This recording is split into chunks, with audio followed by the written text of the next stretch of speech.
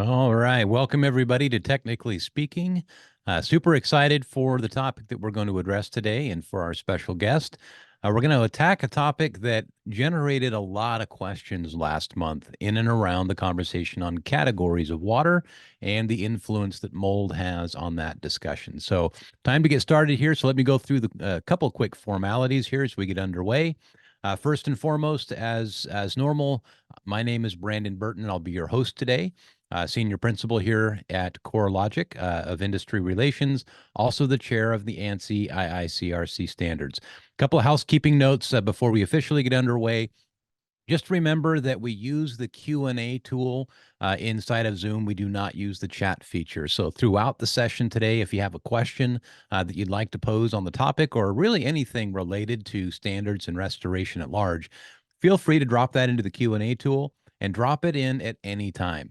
At the end of the session, we do kind of an open town hall, and I'll field those questions along with our guest today, and we'll do our best to give you our perspective on any of those questions. So open up that Q&A tool and make sure you drop questions in there throughout the presentation.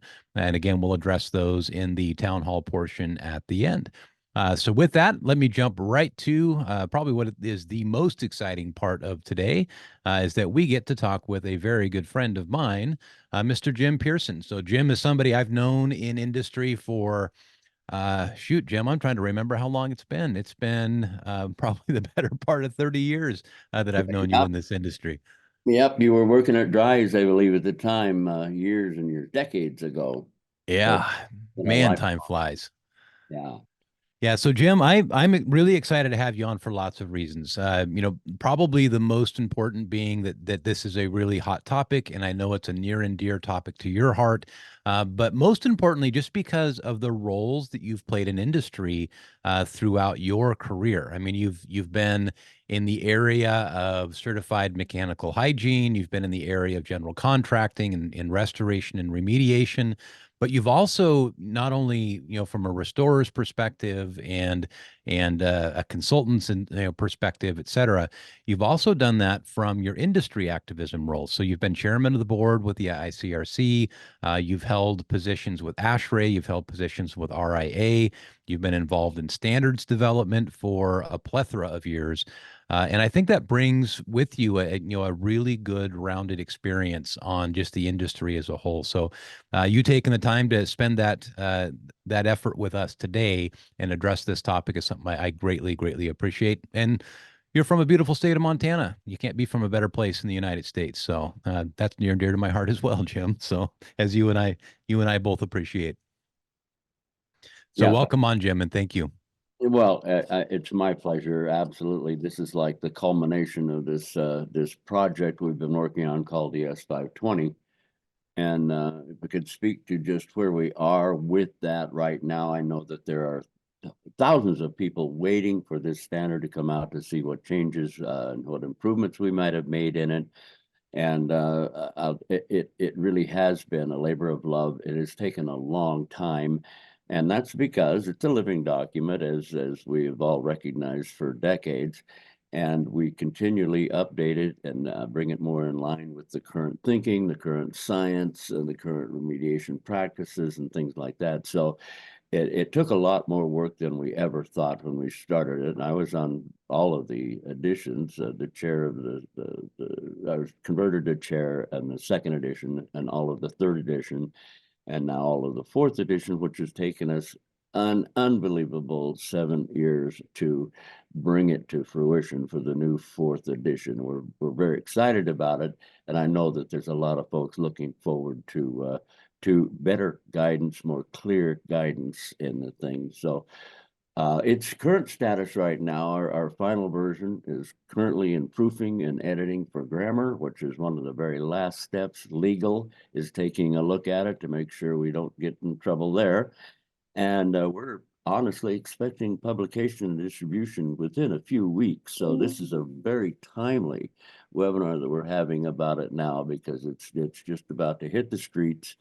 And one of the main things is there's been many improvements and clarification of the standard language, especially in the definition section, so that we're all on the same page.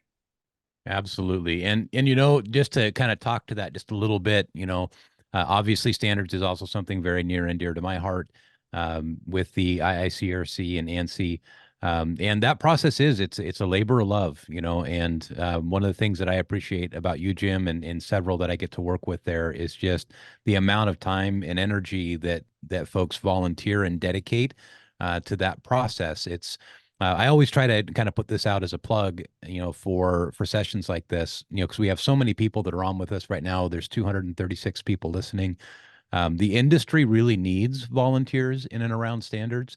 And these documents, the S500, the S520, and all of these other related standards that we have, in the areas of inspection, cleaning, and restoration with IICRC, we need folks that are passionate about what is reasonable and what is prudent from the process of these professions. And if you've got a passion for that and you want to dedicate some time to it, go to iicrc.org and click on standards and sign up. Get involved and advocate for the industries that you serve. And it's rewarding, right, Jim? I mean, I Oh, don't know about you, but some of the nearest and dearest friends I have in my life are the folks that I've met through standards. you're absolutely correct, and it's incredible. You really don't think that it's going to develop into friendships, but if you see people in various areas of the world, of course, Las Vegas and wherever we go for these meetings and things, and being on conference calls every week, you get to know people really Hmm. well, and you act like partners in it, and it is. Hmm. Brandon mentioned a labor of love. Of course, it is. I know there's a lot of serious people that are serious about their craft. They want to be the best they can possibly be and deliver the best service and help our clients as best we can. And you get that through understanding and learning what's in the Hmm. standards, because those have been carefully thought about. So if you, the listener, if you guys have a penchant for any particular thing, maybe it's remediation, maybe it's flood damage, whatever it is, there's probably going to be a standard for it, and Hmm. absolutely spend some time on it, join in, help out. It'll be tremendously rewarding. It'll Yeah. give you more back, way more back than you ever invest in Yeah. time. Yeah. I've learned more from my participation in standards than any other medium in this industry. So with that, let's kind of dig into it, Jim. Let's kind of start digging into the core topic that I really want to dissect today, and that is really understanding the relationship that we have between the 520 and the 500, and that there are several relationships that these two documents share. When you read through either one of these, you're going to see references to the other document for their core areas. But the area that really spurred a tremendous amount of interest in the last Technically Speaking episode, probably the longest Q&A session that I've had on Technically Speaking, because we were covering the topic of categories, had a lot of questions about the relationship between categories of water and the presence of mold. So to kind of dissect that and dig in a little bit, the first thing that I want to do is just talk a little bit about the definitions, conditions, and categories. Let's just kind of start there a little bit and talk about what these are, what they represent, because they have a lot of similarities, right? They're models that are used by these two documents to accomplish similar purposes. So, just kind of as a question to you, Jim, how do you see these two just at a high level? How do you see them relate, and do they impact one another? Well, thank you, Brandon. That's a very good question. They do relate to each other. We have conditions in mold, and we have categories in water damage. And I'm sure some of you can recall several years ago when we were going to remediate, or we're going to take care of that water loss first and then take care of the mold. And in a sense, that kind of makes sense to you. But when you think about what are you going to do when you start with air movement, dehumidification, those type of things on a flood job that has visible mold all over, common sense will tell you don't blow air on it, don't contaminate further. So that whole there's been a paradigm shift in that in the S500 on when we remediate mold, and it is now Hmm. put first. We want to take care of that mold before we do any drying. So condition 3, category 3 can sometimes get confusing, but we know what it is. Category 3 is the bad water, and that's the stuff you have to be careful of. But more importantly, condition 3 in mold is exposed mold, visible mold, or even invisible mold, but concealed. And if you start pressurizing walls with injector dry, you start blowing air on it with air movers, things like that, you're going to be super contaminating the space. And in fact, the 520 goes right to everything that could impact your containments and all that. And it includes the HVAC system, which is a very important air distribution system, and you've got to shut that down and get the openings taped off, especially in the area of contamination. It's very, very important that we do that. Mm-hmm.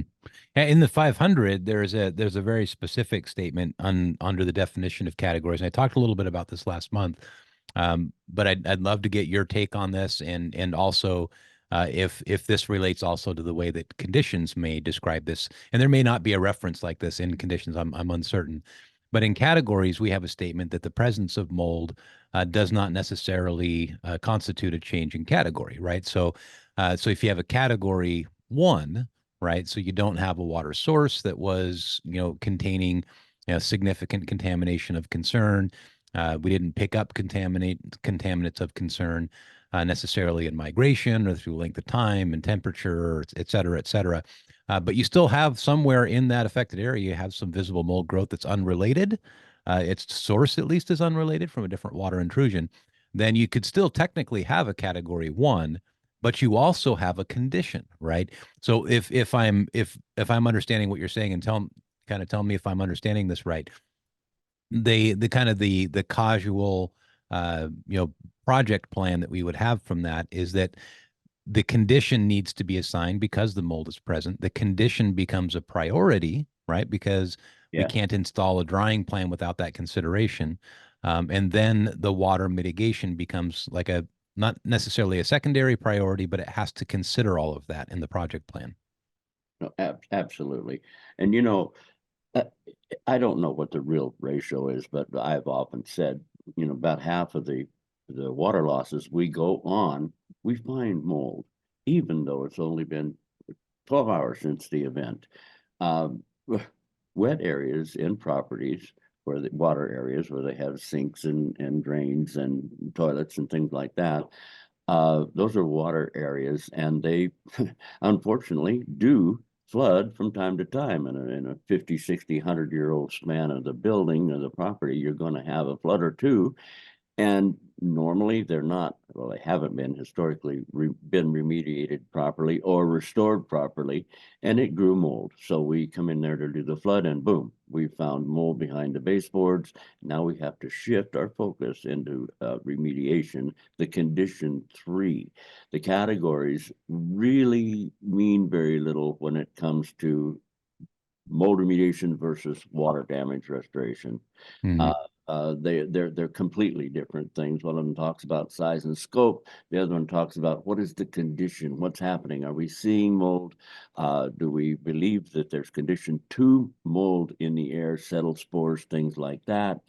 Those things have to be considered always, every time we go on a loss. And when we run across the mold, we've got to stop and focus on removal of that mold before we go too much further in, cross contamination and making matters worse. We can't do that.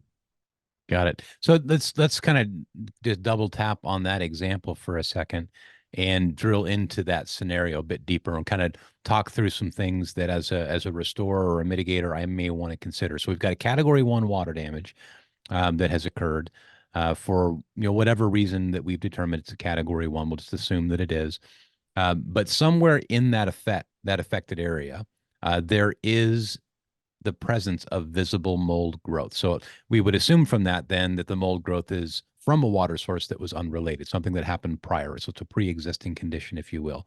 Right. Because, and the reason I stress that is, and you can tell me if you agree with this too, Jim, that if I do have active mold growth in the space that was the result of the water damage I'm responding to, that would be a strong indicator that a significant amount of time has transpired, right? So that would be kind of in conflict with my category 1 assignment. So typically when we find active mold growth and we're calling this a category 1, we're also at that point making the determination that mold originated from some pre-existing condition, Would you agree with that? Yes, yes, I certainly would. And when you run across, you're right, when you run across a loss that has formed mold, and you probably already know that it's been days or weeks since the client has had a concern about it. They start smelling things, which is bacteria and or Hmm. mold growth. Well, then they get nervous and they want to get somebody in to take care of it. And of course, it's too late for some of the techniques that you normally use. We can't Hmm. just trying it right away. We've got to address that mold that we're seeing. Otherwise, we're going to spread it around, and that's the worst thing you can do. Yeah. And I think for now, leaving it kind of as it has to be addressed, we'll leave it at that level. I've got a question I'll throw at you a little bit later where we can dig in a little bit deeper to, kind of what we mean by addressed. But just to kind of to stress that when we do have the presence of active mold in or visible mold growth or indications of mold growth in that affected area, it's going to have an impact. That's kind of the summary of that, right? Somehow, at a very minimum, we have to ensure that any drying plan that we deploy isn't going to have an impact on the presence of that contamination in the structure and where it exists and the degree to which it spread, et cetera, et cetera. That's right. When we find a condition like that or a situation like that, we've got to stop and reevaluate what's going on and readdress our drying plan and how we're going to proceed on that. And of course, the priority is to take care of that condition 3 mold before we do much of anything else. Perfect. So let's make it a little more interesting. Let's move from a category 1 with the presence of mold to, and I think you kind of already alluded to this, so I think I know where you'll go with this, but I'll still throw the question out there. Let's say that we have an elevated category in the presence of mold. So does that change the priority in any way? If I've got a category 2 and there is some active mold, would we still say that the priority at that point is still let's ensure that we're doing something to prevent the spread of the mold or remediate the mold, one of the two, before we deploy the mitigation plan related to the category 2 water? Yes, yes. I believe it's still a priority. Even if we have a category 3 loss, sewer backups or whatever, and we run across mold, now we got bad on bad. We got 2 bad situations here that we've got to address. Still, the same rule applies. Do not put airflow on it and get it to spread around. It's basically, when you think about it, it's just common sense. You don't want to blow the spores around, but you don't want to expose your workers to contaminants that are found in sewage and some of the Cat 3 losses. Hmm. So we've got to focus on that. And I personally, I think I would always disinfect. I want to go in there with that disinfectant ahead of me, laying it down because it's pretty bad stuff. Uh, but we're not doing it for the mold. We're doing it for the category 3 water to protect the people and that are working on it, and of course the other occupants in the building. So that's kind of how I would still approach it. Is when you get in there and you see we got a sewage loss and we've got mold from a prior sewage loss or from this one, if it's been a while, then we've got to just stop and think. We don't want to react and just go off half-cocked. We've got to consult the standards if we don't already know what to do and Hmm. start addressing both of these at the same time. Containments are crucial in, we use containments to create pouches for drying. I mean, we use containments for mold contamination. We've got to realize that cross-contamination is something we cannot see, including viruses and bacteria and mold spores. We've got to imagine it's there, assume it's there, and take actions to protect people. That's the number 1 priority, is safety and health. Yeah, absolutely. Absolutely. So to kind of summarize that again, and because I think this is a really, really important topic to unpack. So in an environment, kind of regardless of category, the priority is that if we do have mold present, mold becomes in and of itself a really a requirement to ensure that in some way, shape, or form that is set as a precedent or a priority. And again, we'll unpack some of the methods and methodology here a little bit more deeply in a second. I think for now, just keeping it high level, that at a minimum, my work plan is going to ensure that I'm not spreading those contaminants or impacting those contaminants, specifically mold, by the deployment of my work plan. That's kind of a minimum, which may include, remediation as the methodology, right? It may Sure. include just, prevention of some sort as the methodology. Right. The difference with category is that when category is elevated, that brings additional potential health and safety considerations into that method. It absolutely does. We've now not only got mold contamination, potential health impacts, but we've got some serious ones that have been well known for decades, and that is the endotoxins and things that can accompany category 3 losses like that. And yeah, that elevates everything. It should make everybody tense up a little bit, but don't forget, we still have to follow the principles of not spreading the contamination, not cross-contaminating things, and protecting everyone. Got it. And just because I'm seeing a lot of this come in the Q&A, and we'll get to all of the questions in the Q&A at the end, but because I'm hearing this same question a lot, let me kind of just sidetrack a little bit and kind of unpack one topic a little bit deeper here, Jim. One of the things that I'm seeing asked a lot about is just the rate of visible mold growth in an environment, especially in some of the more humid climates that we have in North America. Does the S520 talk to at all the rate or the amount of time that is necessary to go from condition 1 to condition 3? Is there an amount of time that's understood in the scientific community that is kind of a minimum amount of time for that to occur? Well, yeah, and this is the thing. If just like we said before, you walk into a water loss and you pull a baseboard and you see mold, well, and you were called, it happened that morning, you've got to know that it was already wet before, it wasn't dried properly, it wasn't remediated, and it didn't grow mold. Now, how much is too much is, we're talking 2 or 3 days, basically. But it all depends. I mean, it could be something like Stachybotrys is one of them we watch for carefully.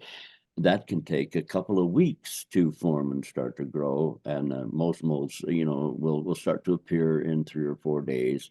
It's normal. You put, I tell people, you take a loaf of bread and you've got it in the sack. You just bought it from the store. You put it in your drawer. You forget about it. 3 weeks later, you pull it out and it's all moldy and you didn't even open it. What Mhm. the heck? This is a natural occurrence that happens when Yeah. organic materials are wetted. That's what they do. They start to grow. So yeah, 520 deals with the mold, and at 500 they work in tandem. So if you're going to look for things, you'd really need to look into all of the sections, all of the, for example, limitations, complexities, complications, and conflicts. Section 8 in the mold standard it covers all those unusual situations and gives you guidance in how you deal with special circumstances. So I highly recommend the remediator reviews all of the sections as they relate to the various aspects of the outcomes that one can expect on a loss. And that you read my mind on where I wanted to go next, Jim. I wanted to dig in specifically to LCCC. First, let me just stand on a soapbox for just a moment on this topic because I think it's one the industry really needs to hear. All of the restoration standards have a section called LCCC. And that deals with limitations, complications, conflicts, and the challenges that we're going to face as restorers, as remediators, as mitigators, when we run into different scenarios that either limit the work in some way that we can perform, they complicate that work, they challenge that work, and or potentially end up resulting in a conflict, with a stakeholder over that work. And there's been an immense amount of energy invested in developing language around how to manage risk, basically. That's kind of how I look at the LCCC sections, is they're basically, a free restorers or remediators risk management guide for your business. And if you haven't read through those sections in the documents, you kind of overlook those because they're not the ones that tell you that, this is exactly how you, dry a hardwood floor or whatever else. So they're not procedural. So you're kind of skipping over those, then you're missing out. You really should read through those sections. So I thank you for that plug on that, Jim, because I'm with you 100%. So let's drill into the LCCC as it relates to this topic a little bit. So I'm a restorer, and you may have to speak to this from just your personal experience, Jim, because I'm not sure to what extent the standard addresses all of these scenarios. But I'm going to bounce them off you, and if there are ones that don't really have a good solid answer, feel free to say so. But I'm a restorer, starting with probably the most common. I'm on a water loss, and I encounter what is likely pre-existing microbial growth in my drying chamber, my drying environment. And I know from reading my standards and listening to this webinar, I've got to do something about it. But the property owner doesn't want me to, or there's a policy limit on it and there's no funds available for it. So I've got these potential conflicts that I'm faced with in, how do I deal with this, not create liability for myself and still perform my job for the client? So just in general, in a situation like that, because I know it occurs, what is there 520 guidance on that? Yes or no? And if so, kind of generally, what's that guidance? And if there isn't, just from an expert in industry, what would you say to that? Well, that's a very good question, because this happens, likely, if it happens in my business, it must happen everywhere else at some point or another. No money is definitely a limitation. No coverage is a limitation, and I'll speak more to that here in a bit. But yeah, limitations, complexities, complications, and conflict. Here's what happened: is we're writing this book, the mold book, back in '03, and it's actually the reference guide. And we extracted the standard language out of it and made the standard, which is smaller, more succinct, and targets just specifically what we're supposed to do. And we found that there was a lot of weird situations as we're writing this. Going, well, what are we going to do with that? God, I don't know. Let's put it over here in this box. And pretty soon we had a whole box full of things that didn't apply to normal circumstances. And there were limitations, or there were complexities or complications, or there were conflicts that we were having, or whatever. These things do happen in life. We all know that. And Section 8 in the S520 covers it, I think, very adequately on that. And it's really written for the remediator to find places where he might have a problem with something, and he's got to be able to explain himself. After all, the remediator runs the business, the remediator, the owner, etc., run the business. It's going to be their liability, not the S520, not the standards body, not IICRC. It's going to be the business person that runs that business. It's going to have his liabilities on the line. So that's why it's so important to learn and understand how you can assert your feelings and methods into what goes on based on the guidance we've gotten from the standards and from our training and all of that.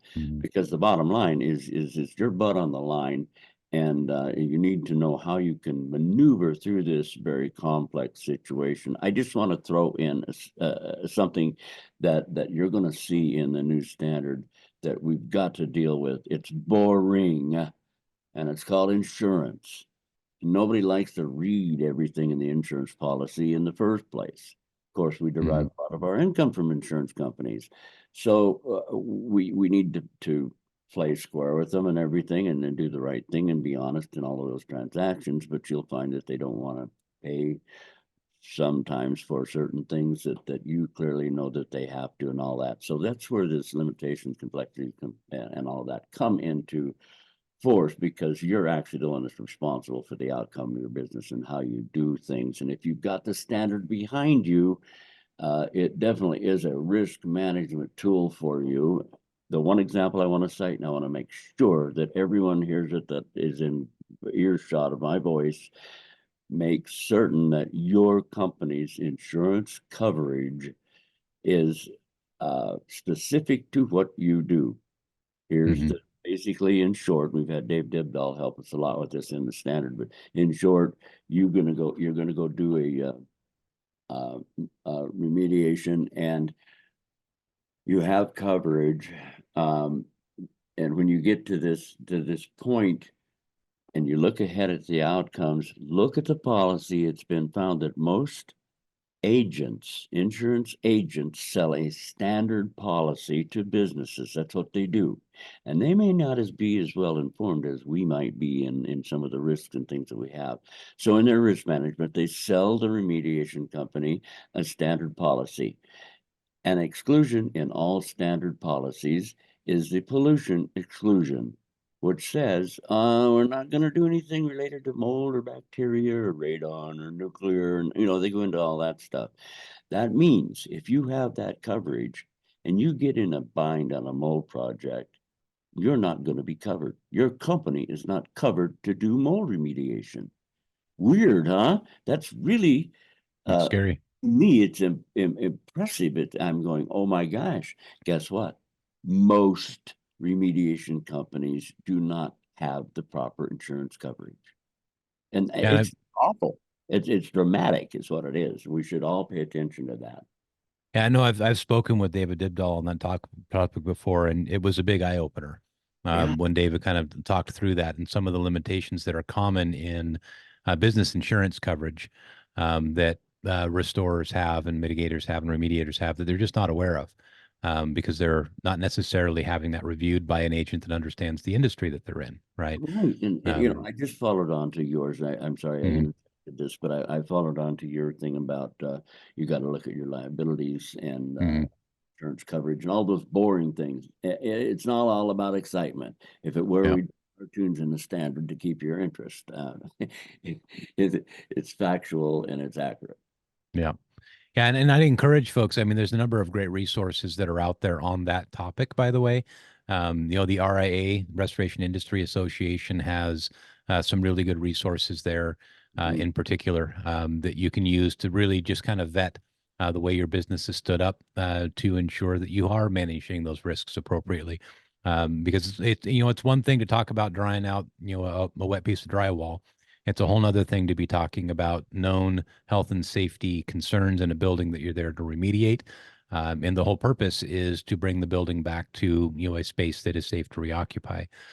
So health and safety is at the forefront of topics like this, and they're really what drive what is standard of care, right? So the other thing I'll spend just a quick second talking about, since we're on the topic of standards, that I think a lot of us overlook is that the standard, the 520, what it documents is what is common among reasonably prudent members of the trade who are qualified in what they do, right? That's what it documents.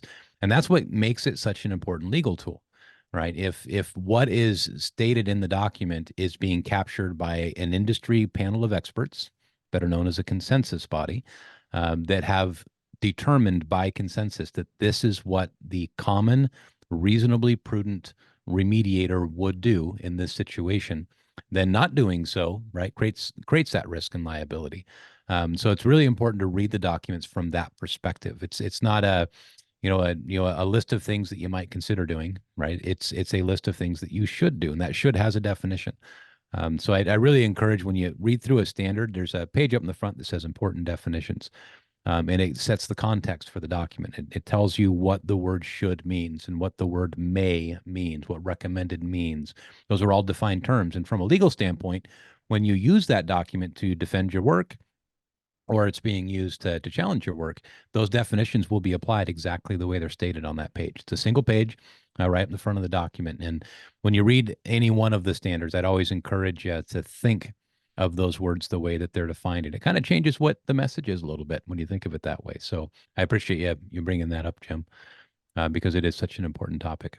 It was kind of like our buddy Ed Cross, the restoration attorney, says is probably people won't sue you if you Jim, because you know about the standard and all of that.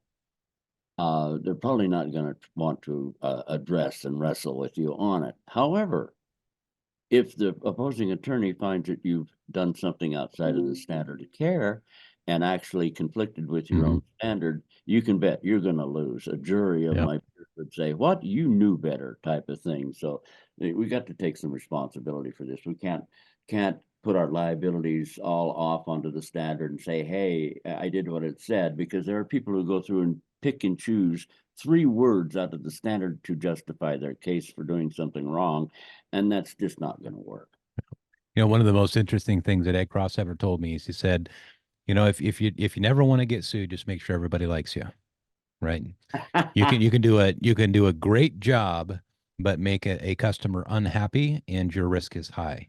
Yep, You can fail a job, but make your customer happy, and your risk is low. that's That really that was a really interesting statement, and I'm sure I'm misquoting exactly how he phrased it. That's just the close. way my brain remembered it. But I thought it was really powerful to think of it that way. That's why customer satisfaction is so important, right? At the end of the day. So, uh, Absolutely. yeah. So with that, I'm going to kind of transition here a little bit. First, I thank you, Jim, for being on here with us today. We're going to transition into a Q&A period. For the back half of the hour here, I've got several questions that are loaded up in the queue that are great questions, and I'll throw some of those at you, Jim. And a couple of them I'll be able to take. Some of them I'm going to throw right at you. So we'll just kind of have some fun with those questions in the Q&A. Before we do that, though, a couple things that I want to run through here that I always run through at the end. Just a couple of quick announcements. First, I want to touch a little bit on what's coming up with Technically Speaking. This session this month was 100% viewer driven. And I would like to continue to do that this year as much as I possibly can. So if you've got some things that you want to make sure that I put onto the agenda, and maybe even some industry folks that you hear from, let me know, and I will arrange those discussions. What I plan on really digging into here through the course of 24, I do want to spend some additional time on fire restoration. We've got a couple new standards that are on the way there with the 700 and the 760 around fire restoration for structure and 760s for wildfire. So I plan on spending some time there. There's also been a new standard published in the HVAC world, so HVAC assessment and cleaning and restoration. So I want to spend some time there as well. And then obviously what's near and dear to my heart, some additional topics are coming this year around water damage, because there's nothing more fun to me than talking about psychrometrics and water damage. So I'll definitely make sure we spend some more time there as well. If you want to reach out to me with topics and thoughts and ideas, you can email me at brburton@corelogic.com. That's where you're going to hit me on the email, and just let me know what you want to see. And don't forget, you can always go to any past episode of Technically Speaking at nextgearsolutions.com/webinars. All of the Technically Speaking episodes, and this is our third year now of doing Technically Speaking, are captured there. The only thing you don't get when you go to the website and watch the recorded version is the Q&A, right? We save that just for you folks that have spent the time to come here with us live. So all 270 of you that are on right now, that's where we're going to go next. Quick note, too, for those that are in the water damage mitigation space, watch for the all-new Mitigate application that is going to launch this spring. This has been my passion at CoreLogic, is working specifically on this project to bring Mika, that has been in the industry for many, many moons, into something that is much more modern, much more intuitive, and much more powerful for your field technicians. And we're getting super close, super, super close. In fact, I recognize some of the names that are on today as being in our beta test group that have been beta testing this app for the last several months. So we're getting close. So keep your ear to the ground and be super excited because Mitigate is what your techs are going to love to use. I absolutely guarantee it. It's a very, very cool app. All right. With that, folks, thank you so much for joining us here on Technically Speaking for the third year and the third episode. So we will be back with you next week, or not next week, but next month with another episode of Technically Speaking. So watch your email. We'll announce what the topic will be here sometime in the next couple of weeks, and we'll see you there. Thank you so much for joining. Take care.